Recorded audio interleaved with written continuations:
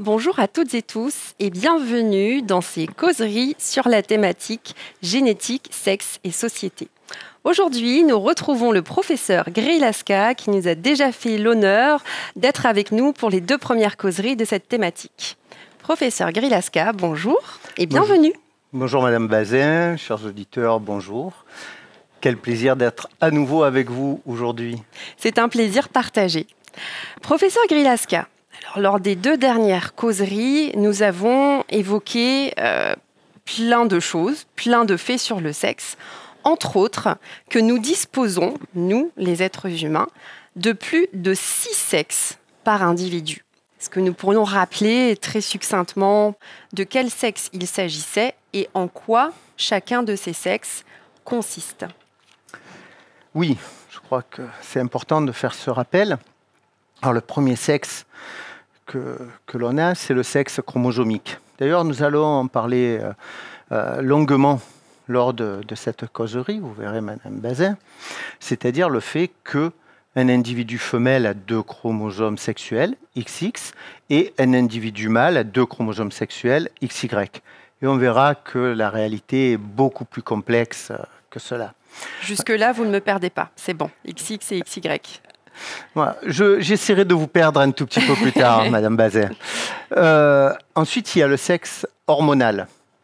Quelles sont les hormones qui sont majoritairement synthétisées par nos gènes? Les androïdes ou les oestrogènes, etc., qui vont baigner l'ensemble de notre organisme, le deuxième sexe. Le troisième sexe, c'est le sexe gonadique. Est-ce qu'un individu a des gonades mâles, des testicules, ou des gonades femelles, des ovaires? Et on verra plus tard, Madame Bazin, lors d'une prochaine causerie, que ça aussi, c'est peut-être un peu plus complexe que ce qu'il n'y paraît. Et ensuite, il y a le sexe phénotypique. J'allais dire, quand l'on croise quelqu'un, instinctivement, on va dire c'est un homme ou c'est une femme. Voilà.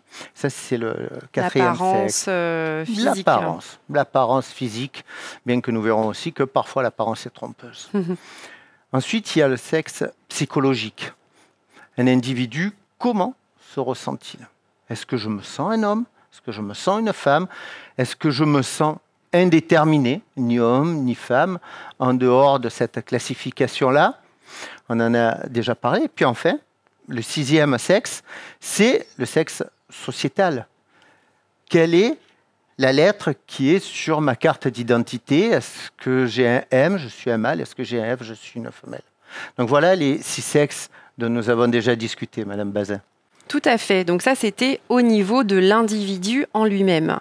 Vous avez été évasif sur le fait que, dans la société, en plus de ces 6 sexes par individu, il existait plus de 2 sexes, c'est-à-dire pas que des mâles, pas que des femelles. Et c'est la thématique justement de cette causerie en particulier. Qu'est-ce que vous pouvez nous dire là-dessus? Il m'arrive effectivement parfois d'être un peu évasif. Mais aujourd'hui, nous allons effectivement approfondir sur ce que j'entendais, sur le fait que dans la société, effectivement, d'un point de vue génétique, d'un point de vue chromosomique, il n'y a pas que 2 sexes. Et c'est la deuxième complexité qui rend le domaine de l'étude du sexe, du déterminisme du sexe passionnant. On a vu effectivement que chaque individu avait plusieurs sexes. Et on va voir aujourd'hui qu'effectivement, dans la société humaine, il y a plus de 2 sexes. Souvent, le débat, on l'a entendu, un enfant, c'est un papa et une maman, il y a les hommes, il y a les femmes, et on rentre dans des catégories. Est-ce que cette simplification des faits a une base génétique? Et en fait, non. La génétique nous montre que c'est beaucoup plus complexe que cela, et que dans la société, il y a de nombreux sexes. Alors, on peut voir quelques exemples. Vous vous souvenez, Madame Bazin, on a défini d'un point de vue chromosomique les femelles comme étant les individus portant 2 chromosomes sexuels X, oui, tout à et fait. Les mâles comme les individus portant 2 chromosomes sexuels qui sont le X et le Y. Mais n'y a-t-il que des individus qui ont une paire XX et une paire XY? En fait, il n'en est rien. La réalité est beaucoup plus complexe que ça. J'allais dire la vérité est ailleurs. Mais regardons sur la slide que voilà ce qu'il en est. À gauche de la diapositive, nous voyons un karyotype où il n'y a que les autosomes, c'est-à-dire les chromosomes qui sont en partage par tous les individus que l'on définit comme mâles ou femelles. Et puis à droite, il y a quelques exemples de ce que l'on peut retrouver aussi comme des chromosomes sexuels, comme nombre de chromosomes sexuels. Alors, par exemple, le syndrome de Klinefelter, où on retrouve 2 chromosomes X et un chromosome Y. Donc nous avons 3 chromosomes sur ce qui devrait être une paire à l'origine. Absolument, c'est ce que l'on appelle une trisomie. Oui. La trisomie que l'on connaît tous est la plus fréquente. C'est la trisomie 21 ou le syndrome de Down. Une appellation d'ailleurs que l'on retrouve souvent et qu'il faut bannir. On dit souvent que les individus qui ont une trisomie 21, ce sont des Mongoliens. On dit souvent ça et en fait il faut bannir cette appellation-là qui est teintée de racisme. Mais on y reviendra plus tard peut-être sur ces notions-là. Donc une trisomie, le syndrome de Klinefelter. Ce sont des individus qui ont un phénotype masculin. D'accord. Des personnes un peu grandes, un peu élancées, on va dire fluettes, mais qui sont stériles. Une petite anecdote que je vais vous raconter, c'est il y a fort longtemps, lorsque j'ai débuté en génétique, je travaillais dans un laboratoire de génétique humaine, et un individu avait fait son parcours de santé parce qu'il était fatigué, il est arrivé à la cinquantaine, il était un peu fatigué, et le médecin n'objectivait rien. Alors, il est allé voir l'andrologue. L'andrologue a dit oui, effectivement, il y a peut-être une petite fatigue, mais on ne sait pas trop. Il est arrivé en conseil génétique, et là, on fait un karyotype. Et donc, je fais le karyotype. Bien évidemment, je ne sais pas qui est le patient, j'ai juste des numéros de prélèvement. Et là, j'objective une trisomie sexuelle et un syndrome de Klinefelter. Et puis, je présente ça au médecin. On me dit mais non, Grylaska, c'est pas possible. Les Klinefelter, tu sais quand même qu'ils sont stériles et ce monsieur a plusieurs enfants. Avait eu des enfants, d'accord. Effectivement, l'erreur étant toujours possible. On refait un prélèvement, je refais le karyotype et il y a toujours la trisomie et ce patient a un Klinefelter. Alors là, je dis, mais c'est magnifique, on a enfin quelqu'un, on décrit pour la première fois le cas d'un Klinefelter qui n'est pas stérile. Bon, ça encore faut-il le prouver, et ça c'est les scientifiques ont cette démarche, il faut absolument prouver quand on dit quelque chose, et la façon de prouver qu'un individu n'est pas stérile, un homme, c'est de faire un prélèvement de sperme et de regarder si dans le sperme il y a des spermatozoïdes.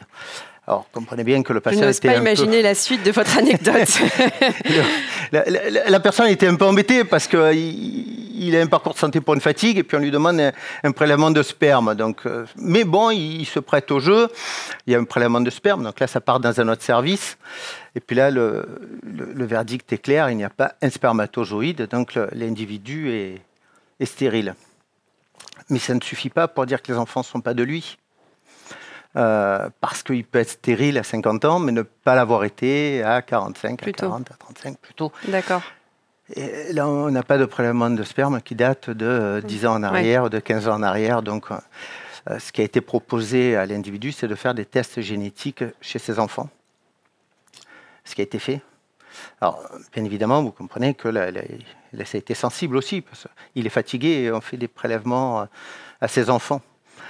Et en fait, la vérité, c'était que cet individu était effectivement stérile, probablement, avant, et que l'ensemble des enfants n'étaient pas de lui. Voilà, c'était une petite anecdote sur les débuts dans la recherche et comment la science avance. C'est-à-dire que rien n'est jamais posé. On peut dire aujourd'hui, telle pathologie est associée. On associe une stérilité à telle pathologie tant qu'on n'a pas prouvé que ce n'est pas vrai. Voilà. Donc, effectivement, dans la science, on procède par hypothèse et vérification de ces hypothèses pose une théorie jusqu'à preuve du contraire. Absolument, les hypothèses sont vraies jusqu'à ce qu'on prouve qu'elles soient fausses. Tout à fait. Donc le syndrome de Klinefelter. Bien, existe-t-il d'autres syndromes que l'on peut observer sur ces paires de chromosomes sexuels? Bien sûr, de nombreuses. Là, on a vu une trisomie. Ouais. Dans le cas suivant, on peut voir une monosomie sur la diapositive. Là, c'est ce qu'on appelle le X0, c'est-à-dire qu'il n'y a qu'un seul chromosome, le chromosome X, et c'est le syndrome de Turner. Alors, une petite anecdote sur le syndrome de Turner, c'est que c'est une monosomie, et les monosomies sont extrêmement rares. C'est-à-dire qu'on a une monosomie là, sur la paire sexuelle, X, et pas de chromosome en face. L'inverse n'est pas viable, c'est-à-dire qu'on n'a pas d'individu qui soit Y, et pas de chromosome X. D'accord. Jusqu'à preuve du contraire. Jusqu'à preuve du contraire, bien entendu. Voilà. Ouais. Donc ça, c'est le syndrome de Turner, c'est-à-dire des individus qui ont un phénotype féminin, de petite taille, et qui aussi sont stériles. Présente une stérilité. Voilà. Donc on a l'exemple là d'une trisomie et d'une monosomie. Et donc, il est beaucoup plus courant d'avoir des trisomies que des monosomies, visiblement, ce que vous nous disiez. Bien. Tout à fait. Je vois qu'il existe d'autres syndromes présents sur cette diapositive. Est-ce que vous pouvez nous en parler? Bien évidemment. Notre thème, c'est de voir comment le sexe, finalement, impacte la société. Et là, on a un exemple qui est extrêmement intéressant. C'est une trisomie encore. Ouais. Alors, qui est la trisomie XYY. Alors, XYY, si je procède par déduction, est-ce que je peux dire que ce sont des hommes? Oui, tout à fait. Alors, des hommes. Oui, ils ont un phénotype masculin.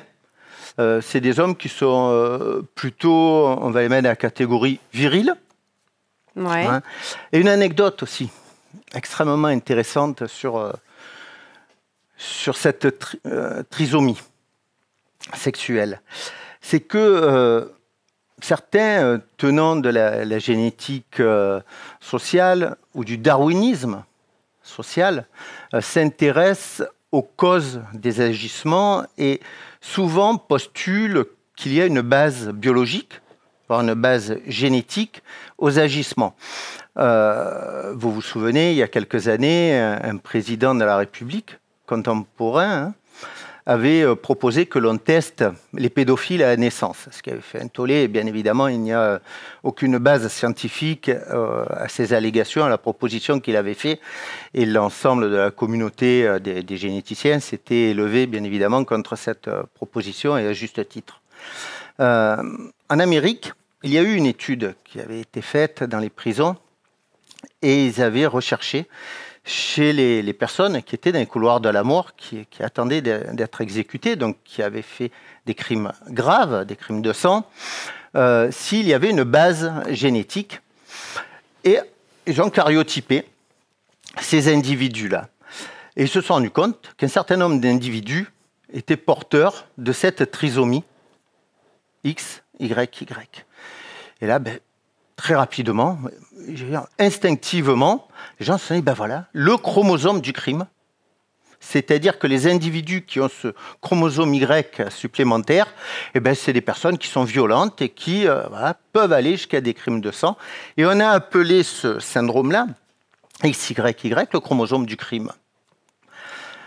C'est un biais scientifique, un biais que des étudiants en première année d'université ne doivent plus faire une telle erreur. C'est-à-dire que quand on teste une population, il faut forcément qu'il y ait une population de témoins.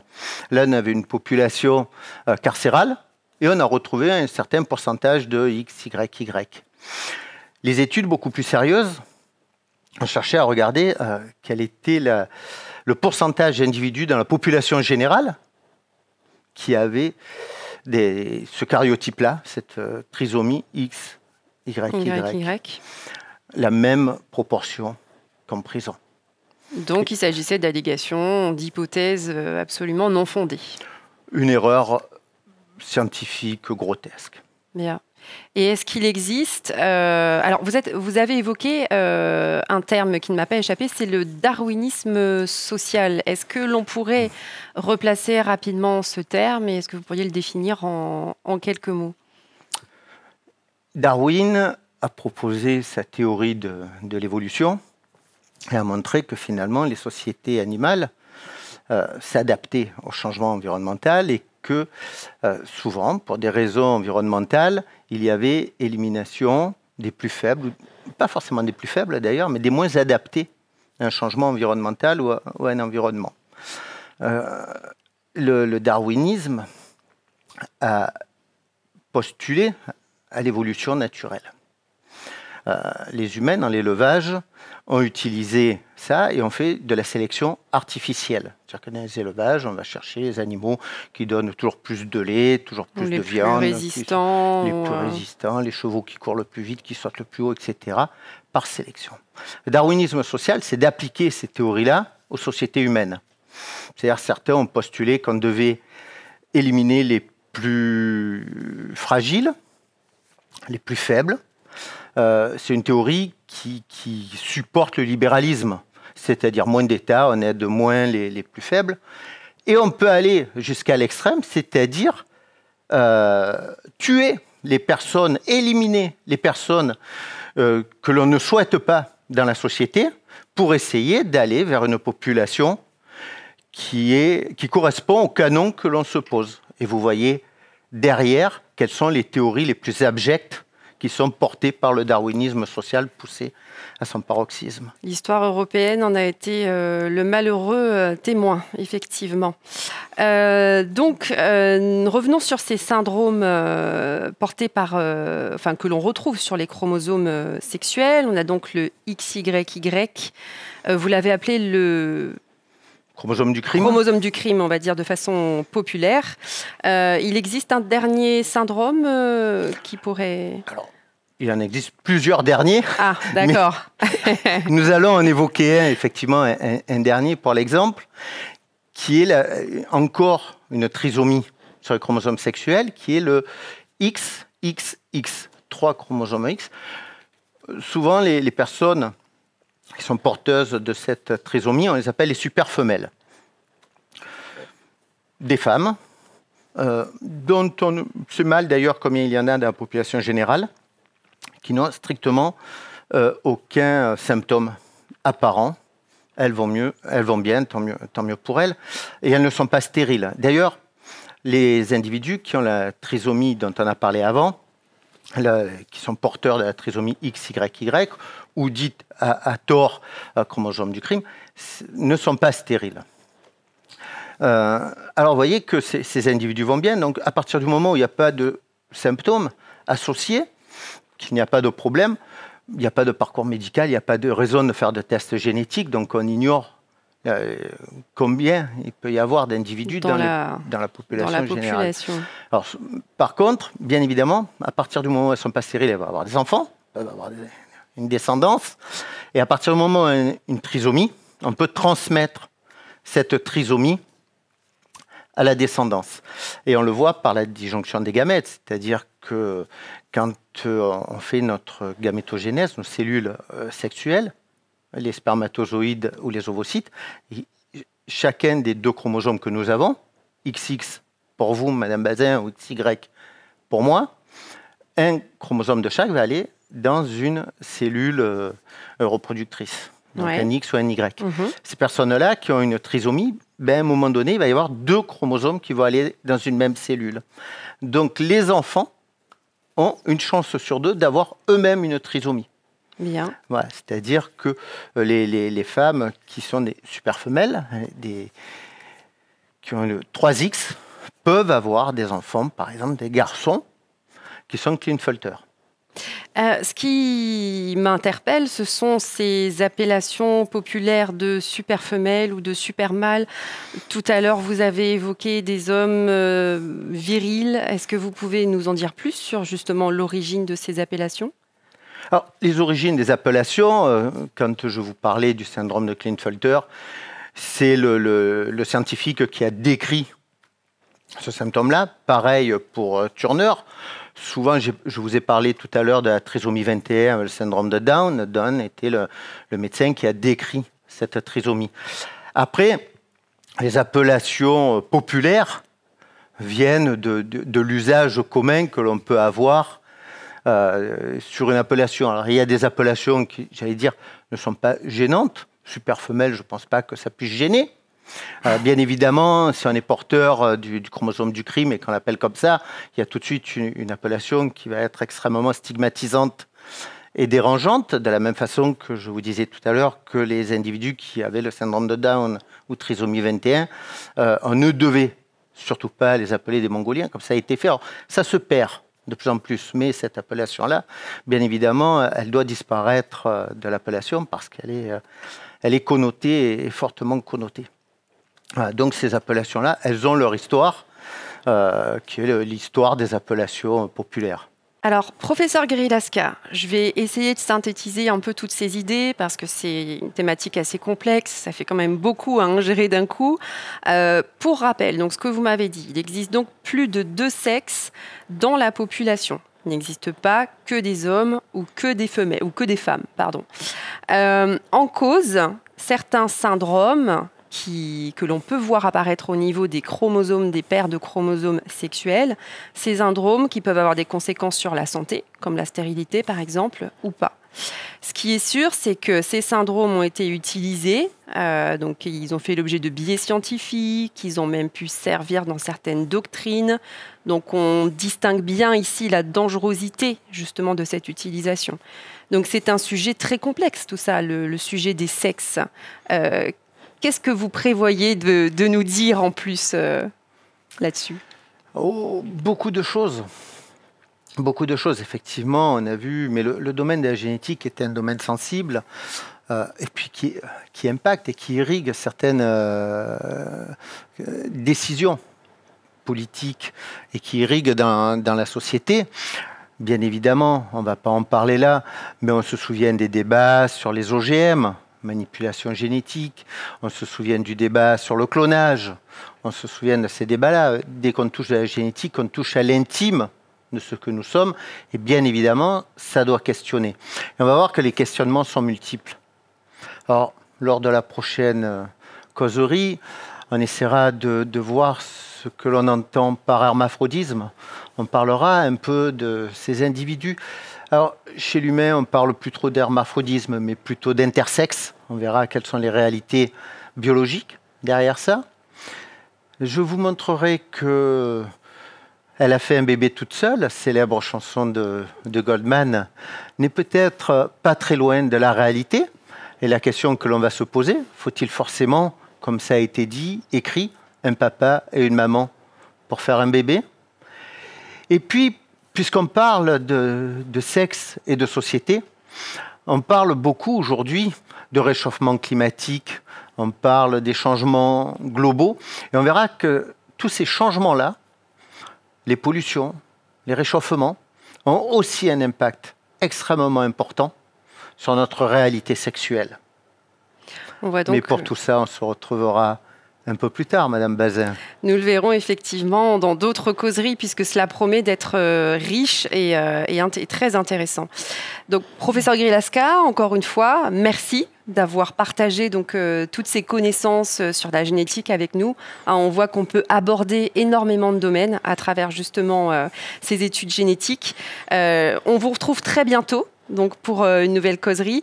Je vous remercie également, chers auditeurs. Nous espérons que cette causerie vous aura plu et nous vous invitons à nous retrouver donc sur la chaîne YouTube de l'Université numérique de La Réunion, la page Facebook également, pour une prochaine causerie.